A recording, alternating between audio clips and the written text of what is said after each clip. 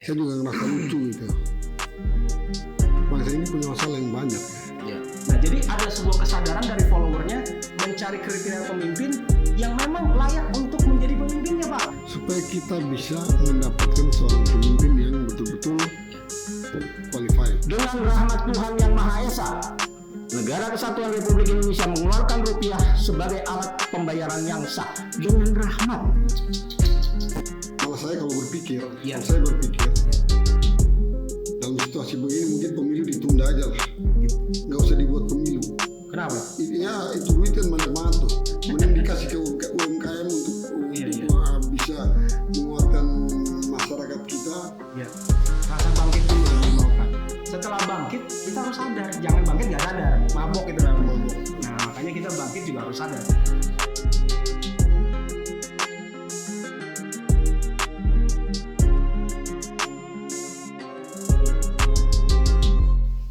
Salam satu rasa, salam satu bangsa. Jumpa lagi para Jong Syndicate Lovers. Dengan kami bertiga ini ada Pak Rido, Pak Dani, dan saya sendiri sebagai otaknya Jong Syndicate. Kali ini kita akan membahas tentang kepemimpinan nasional. Yes. Karena itu adalah titik penting untuk bagaimana kita bisa membangun bangsa ini ke depan. Karena selama ini yang terjadi adalah cuma jargon. Setiap pemilu selalu dijargonkan dengan hal-hal seperti itu. Jadi kali ini kita membahas tentang kepemimpinan nasional. Pak Dani, Pak Rido, Yes. siap? Siap. Ya. Mungkin dalam waktu dekat ini kita akan menghadapi suksesi kepemimpinan nasional. Sekarang ini udah rame para tokoh-tokoh partai melakukan lobby-lobby, melakukan pergerakan untuk mana nih jagoan yang mau dimajuin, ya kan? Ya. Saya juga ngerasa lucu gitu. Bangsa ini punya masalah yang banyak. Ya. Saya nggak tahu apa titik penting dari yang namanya pemilu dan pergantian kepemimpinan nasional. Ya. Apa itu yang bisa membuat bangsa ini menjadi lebih baik ke depannya?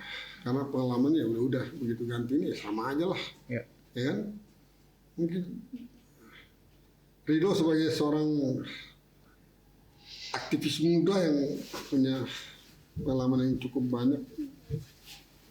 Ya, baik. Sebelumnya saya ucapkan dulu salam satu rasa, salam satu bangsa. Iya, salam satu Karena rasa. itu adalah ruh kita. Itu ruh untuk para pemuda-pemuda yang simpatik terhadap perjuangan Jong Syndicate, ya kan? Dan juga untuk juga menginspirasi. Ya. Itu salam saya menginspirasi Bung Yongki. Betul. Bung Yongki yang menciptakan salam itu, saya pikir menjadi inspirator untuk para pemuda. Paling tidak dari salam aja kita harus membangkit dulu nih. Ya, Rasa bangkit dulu yang dimaukan. Setelah bangkit, kita harus sadar. Jangan bangkit nggak sadar. Mabok itu namanya. Mabok, tuh. Nah, makanya kita bangkit juga harus sadar. Jadi tema hari ini masalah kepemimpinan nasional. Menarik ini sebenarnya. Bicara kepemimpinan, kita nih bicara seperti perjalanan agama, perjalanan ketuhanan, perjalanan keyakinan. Ini adalah masalah yang harus terus dari bangun tidur sampai mau tidur harus kita pikirkan. Yes. Begitu, Bung Yongki. Oke, saya buka dulu sedikit ya. ya. Jadi perjalanan sejarah manusia ini adalah faktor kepemimpinan. Saya pernah mendengar ya, ada seorang agamawan menyatakan begini, itu dari sumbernya, pemimpin yang dolim hanya untuk rakyat yang dolim. Jadi sebenarnya kita kalau terus-terus menyalahkan pemimpin begitu ya, jangan-jangan ada yang salah dengan yang milihnya, begitu loh. Jadi jangan selalu kita mengarahkan moncong kekritisan kita itu kepada seorang pemimpin top, tapi lebih pada kita koreksi dulu nih. Karena saya lihat kalau rakyatnya itu kritis, rakyatnya itu memang punya prinsip, punya kesadaran, Saya yakin pemimpin model apapun takut, ya kan, menghadapi rakyat yang bakal dia pimpin. Ya. Itu satu masalahnya. Jadi saya nggak berlebihan kalau saya bilang pemimpin yang dolim buat rakyat yang memang dolim. Jadi kita juga harus imbang melihat permasalahan kepemimpinan ini. Itu satu ya. Terus yang kedua, sejarah kepemimpinan juga tidak lepas dari segitiga. Apa itu segitiga? Follower, leader, sama founder. Gitu. Jadi leader itu harus punya karakter yang memang leader yang tidak bisa dikendalikan oleh apapun, apalagi cuma kekuatan-kekuatan yang sifatnya kelompok, oligarki, bener nggak? Komunitas, nggak bisa. Pemimpin itu harus berdiri di semua kelompok dia, dan dia harus bisa menjadi representasi semua keinginan, begitu. Walaupun tidak semua keinginan yang dia adalah keinginan yang paling bermanfaat. Terus yang kedua masalah follower. Nah, pemimpin yang benar itu akan mempunyai follower yang benar juga. Karena terus terang, yang namanya laron, kalau kita ibaratkan laron ya, laron itu akan mencari cahaya, Pak. Betul tidak, Pak? Ya kan? Laron itu akan mencari cahaya. Dia akan melihat pemimpinan cahaya di sini maksudnya bukan seperti lampu yang kita lihat, tapi adalah orang-orang yang tercerahkan, pemimpin yang memang sudah tercerahkan. Begitu. Bukan pemimpin-pemimpin yang sebatas kita poles, kita kemas, sendal jepit jadi pemimpin. Itu repot itu. Nah, jadi ada sebuah kesadaran dari followernya mencari kriteria pemimpin yang memang layak untuk menjadi pemimpinnya, Pak. Betul nggak? Untuk bangsanya, untuk kaumnya. Maka pemimpin harus mewakili yang banyak. Dalam artian yang banyak ini adalah orang yang memang sudah mengamanatkan mandatnya untuk dipimpin, gitu. Untuk dipimpin dan dijuju dan ditiru, gitu loh. Nah, berarti dia butuh founder. Nah, founder di sini adalah orang-orang yang memang berpihak kepada kesejahteraan banyak, Pak, foundernya. Jadi itu dulu prinsip seorang founder, pendana lah ya. Artinya yang punya keuangan besar, dia ciptakan. Kalau di Indonesia itu kepemimpinan yang fair itu sebenarnya kepemimpinan yang didukung oleh UMKM. Setuju nggak tidak, Bung Yongki? Ya, saya setuju. Karena UMKM lah yang banyak merasakan dampak dari kebijakan pemimpin di bangsa ini, Pak. Jadi kalau kita bicara kepemimpinan nasional, terus foundernya itu hanya segelintir konglomerat gitu kan, hanya orang-orang yang punya akumulasi modal yang besar, itu bukan kepemimpinan nasional untuk yang cocok di Indonesia. Jadi ada segitiga nih yang harus tidak boleh putus, gitu loh, menjadi salah satu tatanan kepemimpinan nasional yang utuh. Mungkin dari saya itu dulu, Bung Yongki, sebagai pembuka. Bung Dani? Oke. Kalau saya kembali ke teori sektor ketiga ya, ada sektor 1, 2, 3. Oke, sebelum masuk ke sana, kita sebenarnya harus samakan dulu konsep tentang Indonesia, ya kan? Jadi misalnya kita mau jadi pemimpin Indonesia, jangan-jangan semangatnya nggak ada nih, gitu ya. Jadi kita kembali ke 1928, Bung Yongki. Di situ kan pemuda-pemuda pada saat itu kan berikrar. Istilahnya ikrar pertama itu mengaku bertumpah darah yang satu tanah Indonesia. Itu artinya apa? Ada 5 pulau besar dengan kepulauan yang itu jumlahnya 17.504 pulau, gitu ya. Ini harus paham nih pemimpin kita nih, gitu ya. Makanya tumpah darahnya itu tanahnya itu tanah Indonesia. Artinya semua hidup dari saripati tanah-tanah yang ada di Indonesia. Ini pemimpin harus paham dulu dari mana dia asal muasalnya, gitu ya. Jadi dia ketika berbicara Indonesia, dia harus tahu bahwa Indonesia itu ada 17.000 lebih pulau, gitu. Terus yang kedua, sumpah yang kedua, mengaku berbangsa satu, bangsa Indonesia. Nah, pemimpinnya harus paham, ketika dia mengaku berbangsa satu, bangsa Indonesia, ini terdiri dari suku-suku bangsa, gitu kan? Suku-suku bangsa ini ada 1.340 suku bangsa. Jadi maksud saya, menjadi seorang pemimpin di Indonesia harus tahu dulu konsep Indonesia itu apa, gitu. Jadi jangan dia sembarangan sekolah S1, S2, S3 terus tiba-tiba bisa jadi pemimpin. Ini ada sejarah. Nah, amanat yang disampaikan oleh 1928 itu adalah semangatnya. Terus ada 748 bahasa daerah. Sehingga pada saat itu kita menjunjung berkomitmen juga menjunjung bahasa persatuan, bahasa Indonesia. Jadi ini kalau pakai persamaan simultan itu ya, Indonesia sama dengan fungsi dari tanah dan bangsa. Tanah itu ada 17.000 lebih. bangsa, ada sekian suku bangsa. Nah, ini harus dipahami semangat pertama. Pada saat 1928, mereka mampu mempersatukan ini. Lihat, semangat kebangsaannya itu menyatukan. Nah, gitu ya, menyatukan. Terus kita masuk ke 1945. 1945 itu apa? Kita tetap ke preambul pertama, kemerdekaan adalah hak segala bangsa. Nah, pemimpin ini harus paham kalau bangsa ini saya ganti dengan bangsa manusia, dia harus paham ini yang dipimpin ini manusia. Betul. Gitu loh. Jadi dia harus paham tentang manusia. Iya kan? Dia bukan binatang. Iya. Ini dulu semangatnya. Betul. Iya kan? Kalau dia misalnya ambisi, terus dia punya hawa nafsu yang luar biasa, itu bukan manusia. Ya. Nah, gitu loh. Ini harus paham dulu. Jadi kemerdekaan adalah hak segala bangsa. Nah, pertanyaannya kemudian, seorang pemimpin, apakah diri dia sudah merdeka? Ya.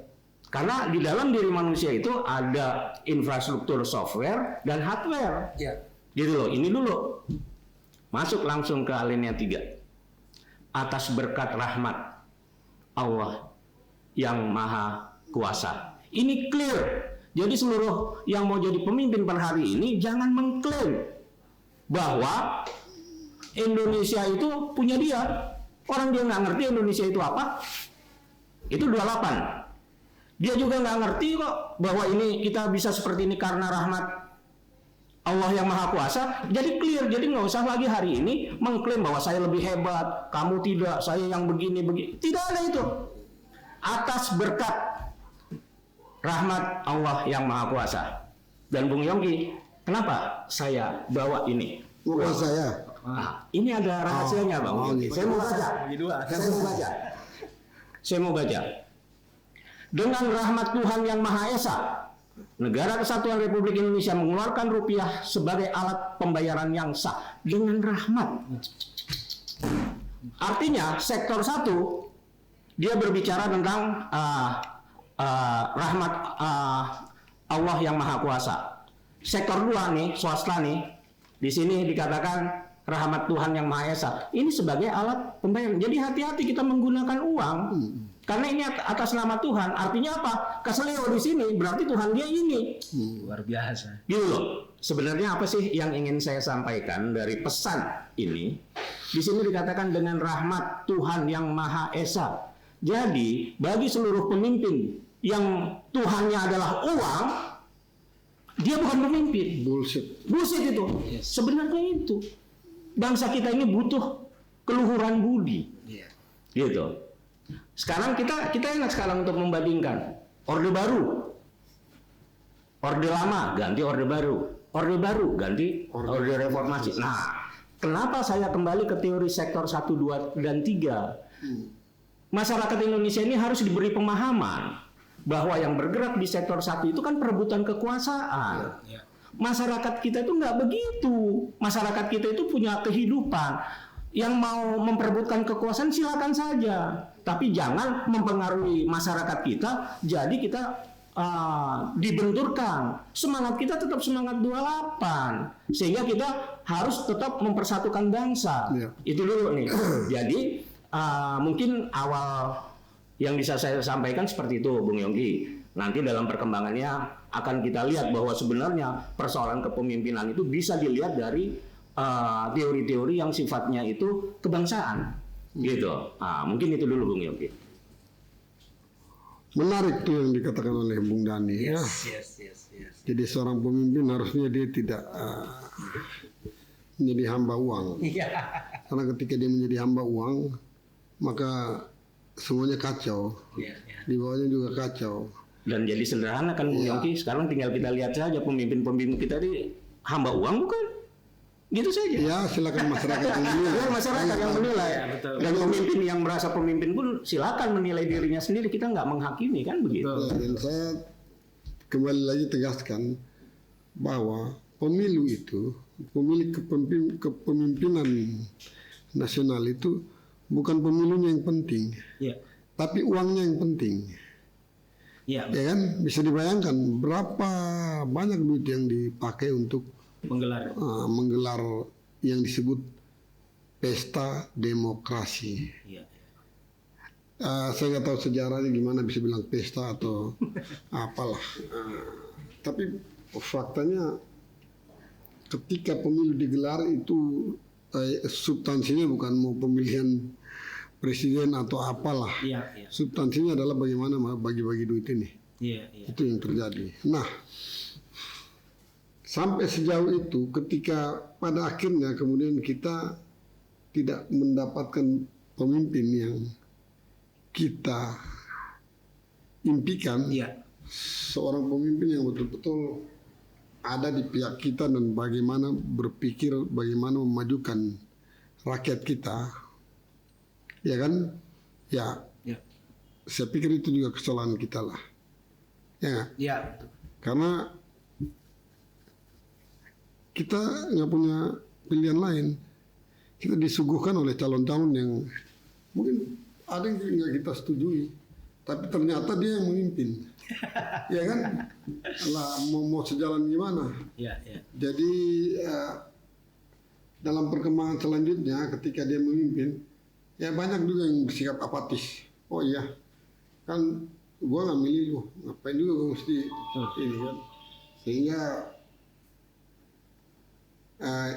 ini sebuah kecolongan dalam kehidupan berdemokrasi, karena idealnya bukan begitu. Malah saya kalau berpikir, Ya. kalau saya berpikir Ya.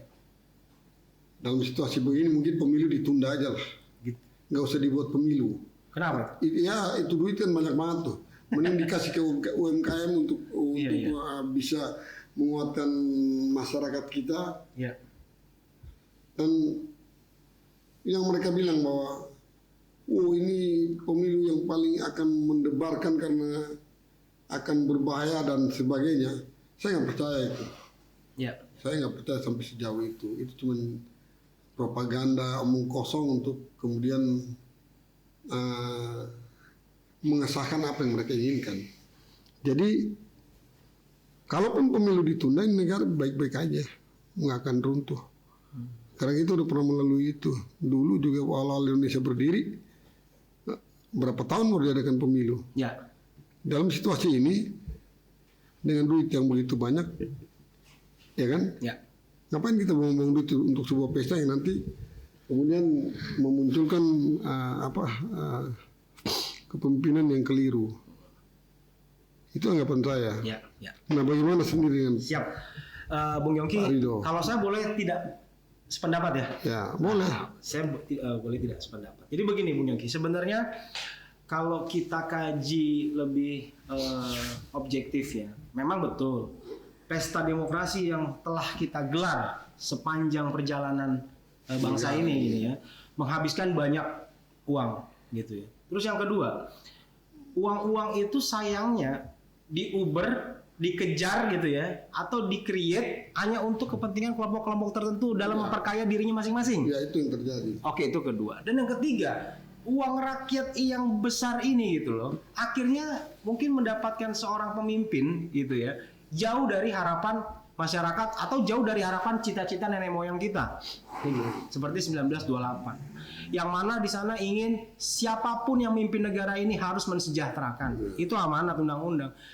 Tapi nyatanya hari-hari ini pun gitu ya, kita masih melihat itu dari jauh panggang dari api. Selalu seperti itu ya kan. Terus pertanyaannya sekarang, kalau saya tidak sependapat dengan Bung Yongki, mungkin kalau seandainya ditunda, risiko terbesar adalah akan menimbulkan semacam kayak anggapan juga. Apakah ini adalah agenda pihak-pihak tertentu atau bagaimana gitu. Kalau saya melihatnya begini Pak, tetap gelar pemilu dengan sehemat mungkin, dengan biaya seringan mungkin, sambil juga memutus indikator-indikator kecurangan. Contoh ya, saya kasih sistem pemilu nih dalam memilih pemimpin-pemimpin daerah. Saya ingat loh Bung Yongki, setiap pemilihan itu kan ada formulir C1 ya. Ya. Setiap pemimpinnya, dia harus menggunakan kapasitas teknologi yang sangat mumpuni. Misalkan dari tiap pemilihan di tingkat paling pertama itu harus punya handphone kan. Ya. Foto aja hasil C1 di layar handphone masing-masing bagi saksi-saksi. Dan itu dipakai penghitungan. Jangan penghitungan yang dipakai setelah verifikasi di kecamatan, di kabupaten, di kota. Itu rentan Bung Yongki. rentan terhadap pencurian suara dan satu dan deal-deal ya. politik atau deal-deal suara atau jual beli suara. Nah itu sebenarnya masalah yang harus diantisipasi. Artinya apa? Dengan kita membuat sistem pemilu yang tepat sesuai dengan teknologi gitu ya, dan saya yakin juga akan terpilihlah pemimpin-pemimpin yang cukup mumpuni. Apa susahnya sih negara ini? Semua orang sekarang udah punya handphone, saksi dibekali handphone begitu ya, saksi dibekali handphone. Kalau terjadi sengketa di luar sengketa pemilu akibat adanya perselisihan suara gitu ya, maka yang dipakai adalah bukti yang pertama, Pak. Karena disitulah bukti aktual, bukti otentik gitu loh. Dan nggak mungkin handphone yang kita hasil foto para saksi itu diadu dong. Ya kan, mana bukti yang paling otentik? Nah itu sebenarnya. Jadi kalau harus ditunda, Bung Yongki, saya sih sebenarnya kurang sependapat. Kenapa? Karena resiko ditunda itu akan menimbulkan asumsi-asumsi baru di masyarakat. Nah sambil setelah pemilu yang model saya tadi sampaikan digelar dengan model seperti itu, maka gitu ya, saya rasa akan ada pemimpin-pemimpin yang cukup mumpuni gitu, paling tidak mumpuni, dan artinya kita punya harapan di situ, Pak. Daripada sekedar kita melalui verifikasi. Karena begini Pak Bung Yongki, saya pernah mendengar percakapan. Setiap mau jadi caleg Pak, mereka tidak berpikir bagaimana menguatkan visi dan misinya di masyarakat gitu ya. Gitu. Jadi ini nih anggapan-anggapan seperti inilah yang harus jadi koreksi bagi penguasa. Kalau lu menggelar pemilu gitu ya, yang model-model seperti ini, yang banyak rentan gitu ya, kecurangan-kecurangan, akibatnya akan mendapatkan pemimpin yang model-model seperti itu juga gitu loh. Hasil kecurangan gitu loh. Nah, ini yang mau kita hindari gitu loh, anggapan seperti ini. Nah, makanya untuk tidak terjadi kita mendapatkan pemimpin-pemimpin yang model seperti itu, kita harus benar-benar bersatu padu ya, sepakat dengan sistem yang benar-benar bisa dikatakan real dan faktual juga fair, Bung Yongki. Sebenarnya nggak ada masalah ya mau sistem pemilu itu terbuka tertutup. Kalau bagi saya tidak menjadi peran. Substansinya ialah penggelar pesta demokrasi ini harus dianalisa dulu, harus diverifikasi dulu sebenarnya. Jadi panitia pemilunya harus diverifikasi dulu, bukan kita memverifikasi hasil pemilu, bukan, panitia yang akan menggelar pemilunya itu dulu yang harus diverifikasi. Begitu Pak Dhani kalau menurut saya, Bung Yongki. Oh ya. Kalau saya sendiri mungkin lebih melihat figur kepemimpinannya ya, Bung Yongki ya. Mungkin kalau tadi kan proses yang terjadi saat ini gitu ya, saya itu lebih maksudnya gini, saya nggak percaya sih ya kita kehidupan berbangsa dan bernegara itu diserahkan pada satu orang, saya nggak percaya. Kita harus bergerak semua untuk semua. Sehingga apa? Sehingga untuk mendapatkan pemimpin yang baik, berarti masyarakatnya juga harus baik, gitu. Berarti masyarakat juga jangan menuntut pemimpin yang baik kalau memang masyarakatnya juga rusak. Yang tadi saya katakan tadi tuh. Ya, gitu ya. Nah, kenapa saya tidak pernah percaya sama figur A, B, C, dan saya nanti akan sampai pada Jong Sunanis punya prinsip ya. Kenapa saya nggak percaya dengan A, B, dan C? Ada teori ketuhanannya. Teori ketuhanannya begini. Sehebat-hebat manusia, sepintar-pintarnya manusia, sekaya-kayanya, sekuasa-kuasanya, dia itu hanya setetes air di lautan luas. Setetes air, gitu ya. Sehingga jangan berharap satu orang itu mau menyelesaikan. Dan kita kembali bahwa negara kita ini kan ada karena rahmat Allah yang Maha Kuasa, itu hamparan lautan. Jadi saya nggak pernah percaya sama orang ke orang, nggak pernah saya percaya. Justru bagaimana kita secara bersama-sama untuk menjadi memiliki nilai-nilai luhur di dalam diri, gitu ya. Terus yang kedua, ada teori ketuhanannya juga nih. Misalnya begini, sebaik-baiknya manusia dia tidak ingin berbuat jahat, tapi sejahat-jahatnya manusia dia ingin berbuat baik. Lihat kecenderungannya selalu ke positif. Itu artinya apa? Kita pernah mengalami pemilu 2014, itu yang paling happy saya. Kenapa? Di situ kita bisa berbeda pendapat dan kita riang gembira. Itulah pesta demokrasi yang saya harapkan. 2019 terjadi pertempuran kubu A dan kubu B, gitu kan? Dan semua serba mencekam. Teman menjadi lawan, keluarga bisa berantakan. Nah, oke. kan tadi udah dikatakan bahwa ini semua adalah pengalaman kita, gitu kan? Ya biarkan saja dia seperti itu. Kita tinggal melihat ke depan mau seperti apa, gitu kan? Oke, itu yang kedua. Yang ketiga, saya ini kan dari Jong Sundanis ya.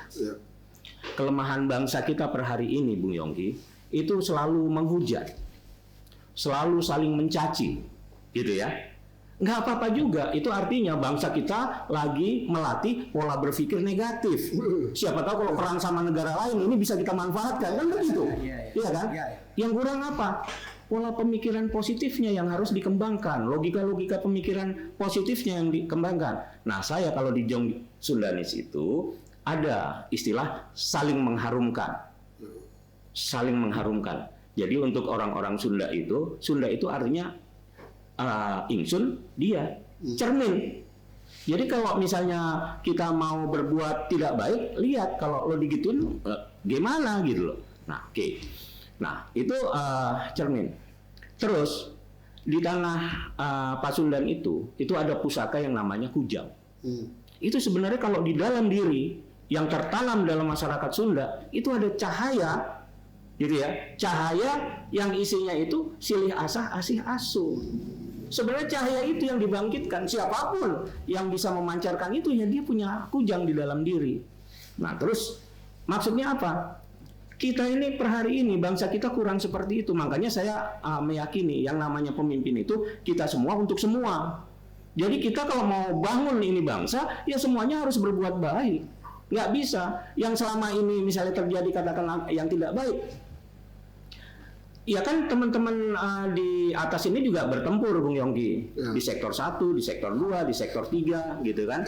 Nah, silakan mereka bertempur. Nah, saya juga bersyukur nih misalnya ada Ridho per hari ini. Saya akan mengatakan Ridho ini tokoh milenial nih yang mengawal reformasi, Bung Yongki. Karena pada saat Bung Yongki waktu itu misalnya di semester akhir, kawan satu ini masih di semester awal, dia mengikuti, gitu kan. Saya waktu itu masih dosen muda, gitu kan. Nah, dia mengikuti. Nah, maksudnya apa? Bangsa kita ini kalau itu tahu nggak baik silakan kompromi. Di level atas juga silakan. Kan di atas juga sama-sama ngerti kok permainan ini. Nggak usah kita apa? Dia udah ngerti kok. Cuman bagaimana dalam jangka panjang kan kita ingin membangun supaya Indonesia ini lebih baik gitu. Nah, dalam jangka panjang ini seperti apa? Nah, jadi saya mungkin lebih melihat bahwa yang namanya pemimpin itu harus tercipta dengan keluhuran budi, gitu kan? Nanti kalau ini tercipta, gitu kan? Ya otomatis semuanya akan rapi. Saya nggak berani untuk mengatakan ke seluruh Nusantara lah misalnya, tapi paling tidak Jong Sundanis untuk masyarakat Sunda, gitu kan? Paling tidak cermin itu harus dia pegang, pakaiannya harus ada, pusakanya harus dipegang. Nah, itu yang mungkin bisa saya sampaikan. Silakan Bung Yongki. Ya, jadi begini. Ketahanan kepemimpinan di negara ini itu harus betul-betul ideal. Persoalannya sekarang adalah apa yang Bung Ridho dan Bung Dani pahami tentang trias politika. Apakah itu masih jalan di Indonesia atau tidak? Ini adalah satu dasar supaya kita bisa mendapatkan seorang pemimpin yang betul-betul qualified. Baik, trias politika yang kita anut kan kita berusaha untuk menjadi trias politika seperti Montesquieu kan. Tapi tidak konsisten. Trias politika itu udah semua pakar-pakar hukum tata negara gitu tahu. Gitu lah. Bahwasanya trias politika yang ada di Indonesia ini tidak konsisten seperti Montesquieu bilang, dan memang untuk mewujudkan konsistensi trias politika legislatif, kekuasaan legislatif, yudikatif sama eksekutif itu menjadi independen masing-masing memang tidak bisa. Tidak ada trias politika yang murni gitu loh. Jadi menurut saya gini, saya justru Bung Yongki saya tidak terjebak dalam suatu sistem-sistem seperti itu, Pak. Saya lebih melihatnya kepada begini. Hari ini gitu ya, filosofi kepemimpinannya dulu nih Bung Yongki. Karena apapun itu sistem, ya kan, kalau tadi ya dia bilang digerakkan oleh orang-orang yang tidak tercerahkan, secara rasional, secara logika, ya kan, secara spiritual, Iya. gitu ya. Mau apapun sistem, sekalipun sistem agama dikasih mereka nih, hancur juga ini, Iya, Pak. betul. Kita Gitu butuh loh. orang yang tercerahkan. Iya, jadi kalau saya mengajaknya begini, saya ingin Young Syndicate ini, Pak, nggak hanya sekedar kumpul-kumpul atau perkumpulan tok, tapi adalah sebuah mindset, cara berpikir. Nah, jadi kalau kita bisa mengidolakan misalkan sistem tiki taka Barcelona, ya nggak? Atau sistemnya totalitasnya total footballnya Belanda gitu. Kenapa nggak kita bisa tularkan juga mindset lifestyle kita seperti Young Syndicate gitu loh? Yang mana kalau Young Syndicate bicara kepemimpinan, berarti pemimpin yang tercerahkan. Nah, sekarang pertanyaannya, tercerahkan itu apa sih? Nah, itu menarik, Pak. Karena saya rasa orang-orang yang menjabat di negara ini, hari ini kalau kita tanya kriteria kepemimpinan yang tercerahkan itu, dia juga pasti bingung tuh kayaknya. Iya. Karena apa? Kebingungan itu akhirnya, ya kan, dimanifestasikan seolah pemimpin itu harus mempunyai link sebanyaknya, ya, kekuatan power di masing-masing kelompoknya, atau dia bisa influence, mempengaruhi pengikutnya, atau mempengaruhi kebijakan nasional. Ini berbahaya, Pak, karena dia harusnya bukan mempengaruhi, tapi lebih pada mengajak masyarakat. Ini pemimpin yang ideal itu harus yang tercerahkan loh. Apa sih tercerahkan itu? Contoh. Tercerahkan itu kalau menurut saya, Bung Yongki, hasil dari perjalanan intelektual saya gitu ya. Tercerahkan itu begini, Bung Yongki, dia akan merasa tidak resah lah dengan melihat ketidakadilan. Nah, ketidakadilan itu aja udah tercerahkan tuh.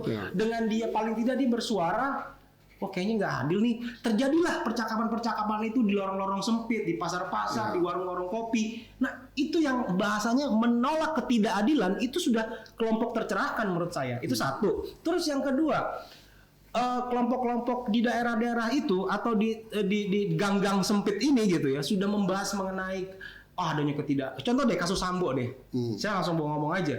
Sekarang dari ibu-ibu aja tahu loh masalah adanya ketidakadilan, betul nggak? Masalah adanya kesewenang-wenangan. Ini sebenarnya menarik, Pak. Terjadi sebuah iklim gitu ya, Pak ya, atau sebuah fenomena kalau sudah ibu-ibu. Nah, kalau biasanya di revolusi itu, Pak, ya kalau kaum perempuan, terutama ibu-ibu ya, sudah menggerutu terhadap ketidakadilan, betul nggak? Terhadap penindasan, maka selangkah lagi akan bisa terjadi perubahan masif. Ya, itu lampu kuning lah. Yes, lampu kuning. Nah, makanya saya mau menjelaskan begini, Bung Yongki. Sistem apapun yang kita adopsi, ya, saya pikir tidak menjadi hal yang sangat substansial.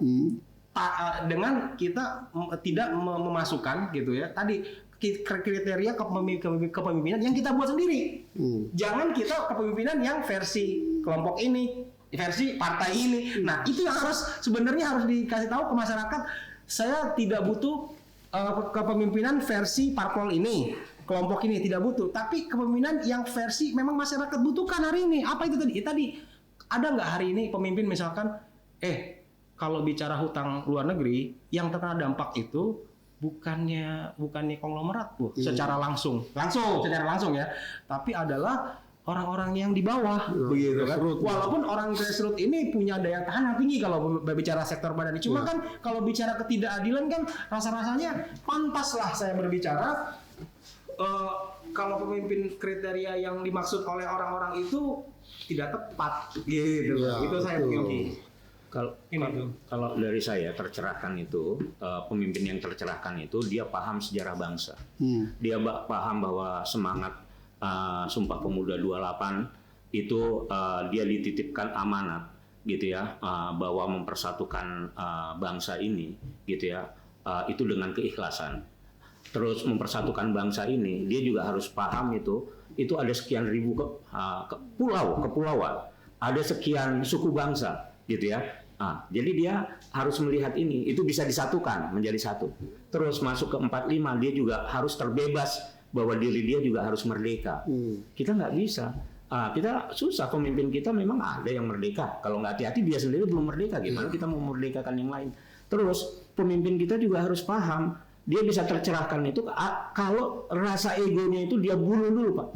Dia bunuh dulu, Bung. Karena apa? Kita bisa dengan sampai hari ini, pertama kita harus mensyukuri, terus kita berdoa, terus kita juga paham persis bahwa ini adalah atas berkat rahmat Allah yang Maha Kuasa, gitu kan.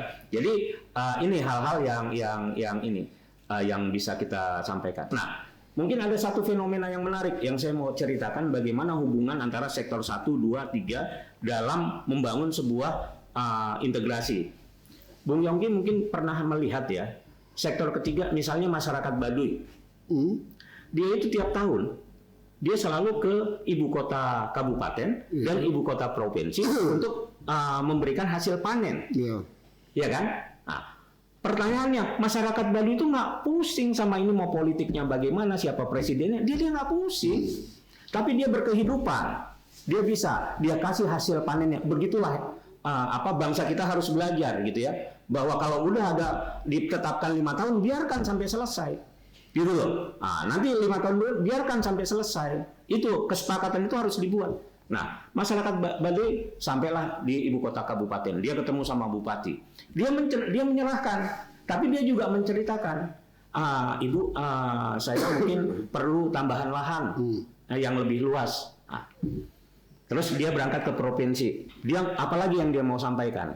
Nah, maksud saya itu di sini untuk membedakan sektor 1, 2, 3. Jadi masyarakat Indonesia itu jangan terjebak sama opini yang dibentuk oleh sektor 1. Karena sektor 1 itu pemerintah itu kan perebutannya kekuasaan. Jadi jangan sampai masyarakat kita itu digiring seolah-olah hidupnya di Indonesia itu untuk memilih si A atau si B gitu loh. Itu jangan. Karena masyarakat kita itu seperti itu. Gitu loh. Nah, makanya masyarakat adat ini harus dioptimalkan, pola-pola yang bagus harus diambil, gitu kan. Nah, maksud saya itu sektor ketiga sendiri juga nggak usah tergantung sama sektor 1.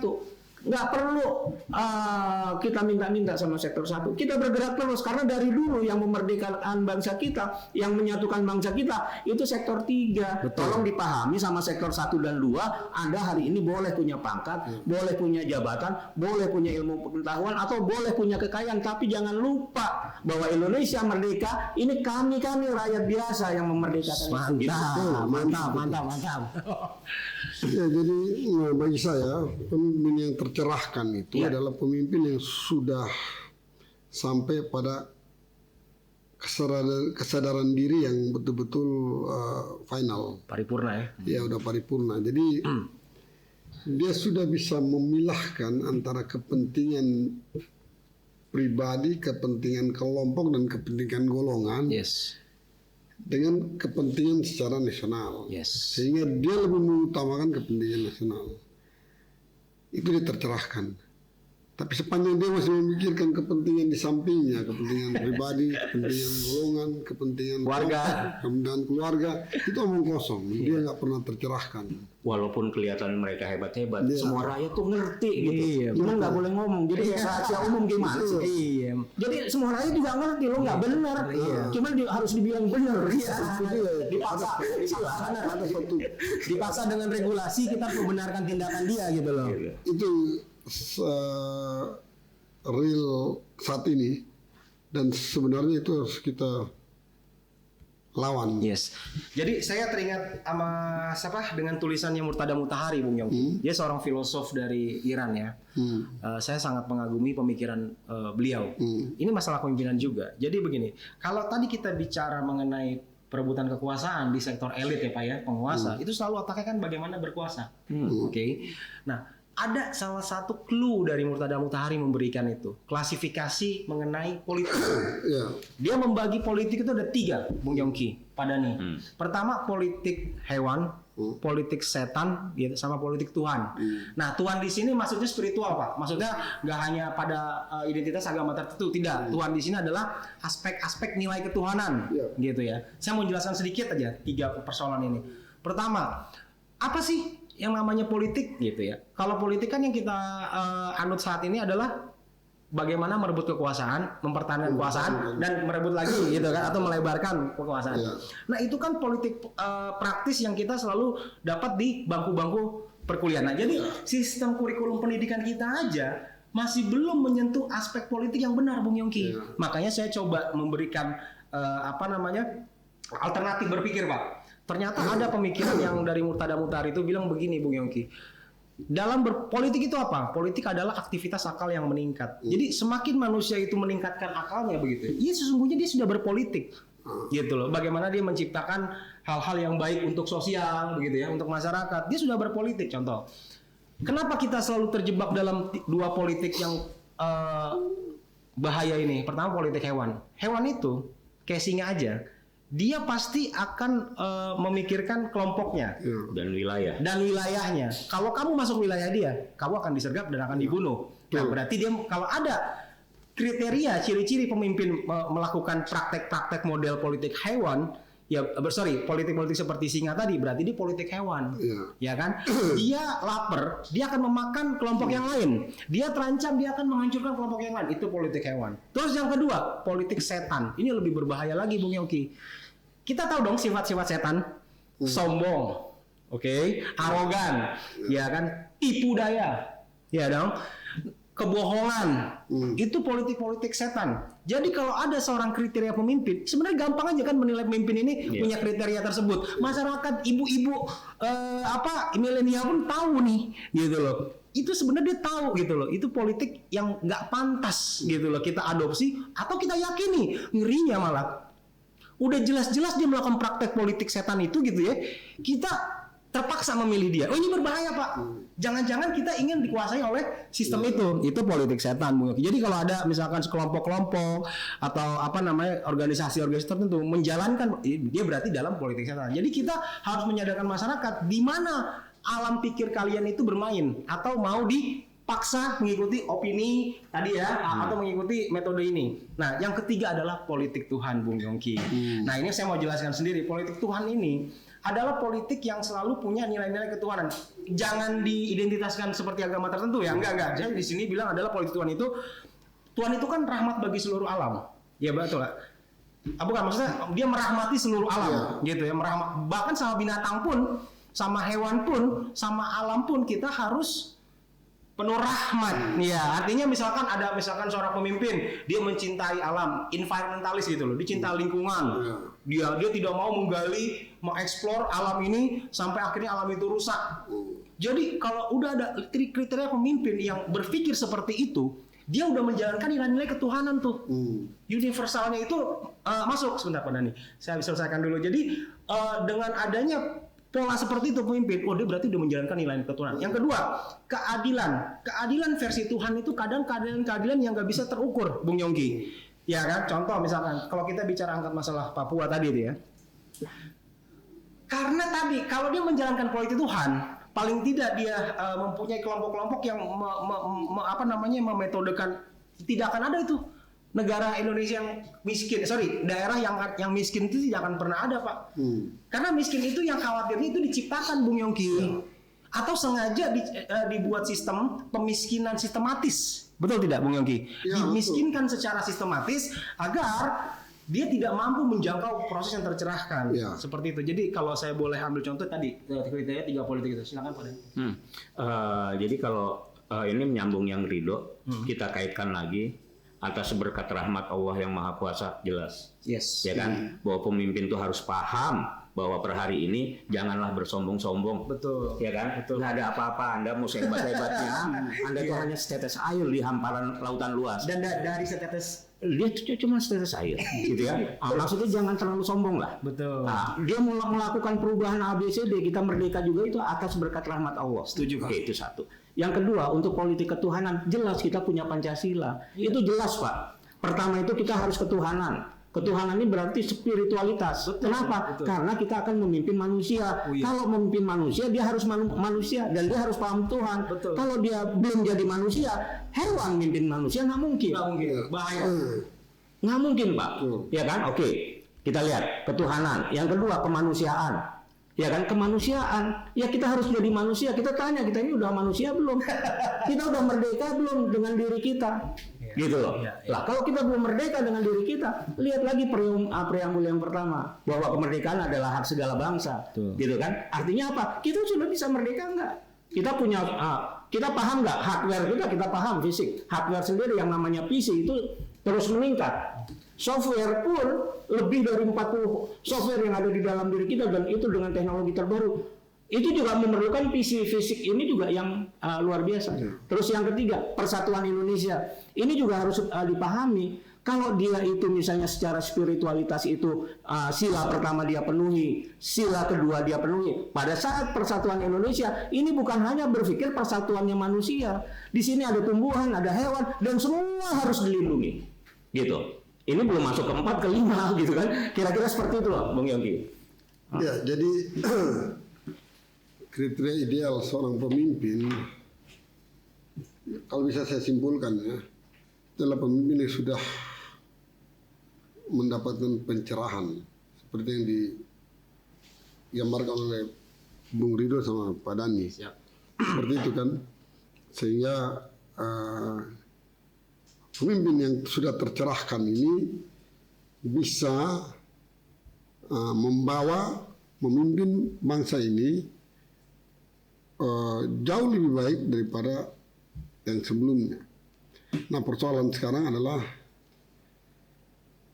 PR bagi kita bagaimana mencerah atau memberikan suatu pencerahan kepada masyarakat untuk jangan asal memilih, jangan memilih karena uang, Betul. ya kan?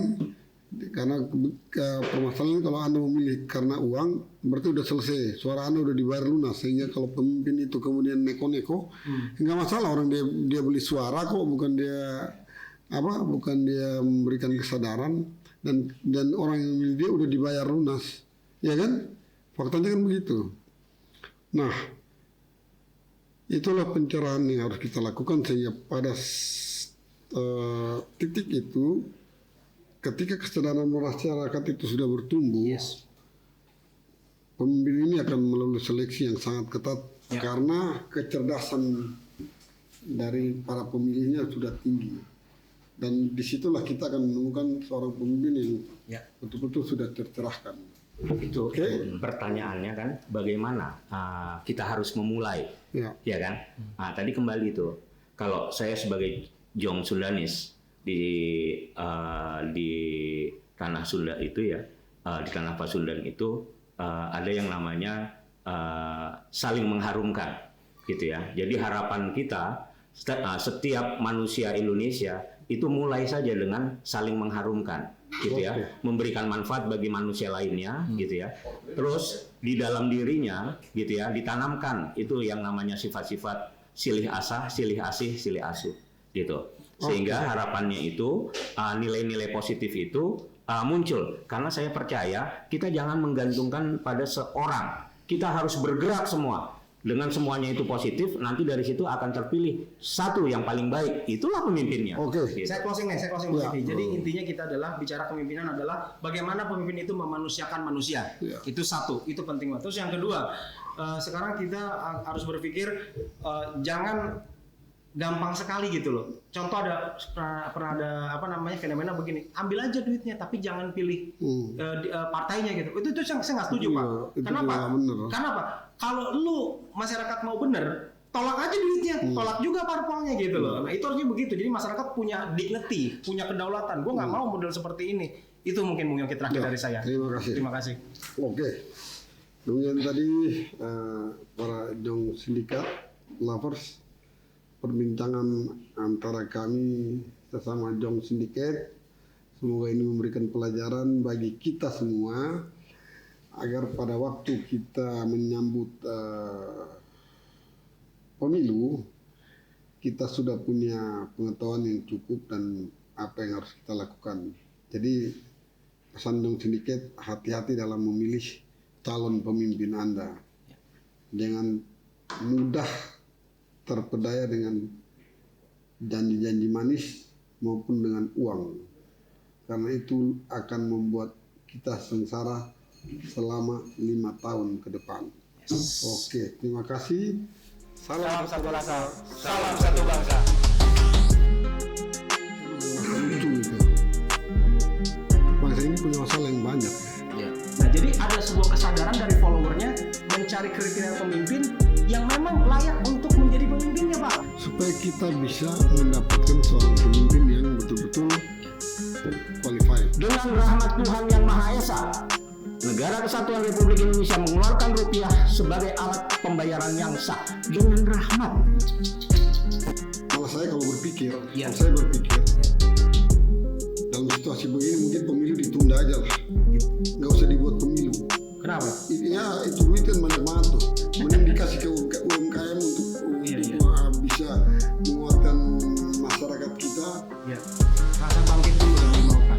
Setelah bangkit, kita harus sadar. Jangan bangkit nggak sadar, mabok itu namanya. Nah, makanya kita bangkit juga harus sadar.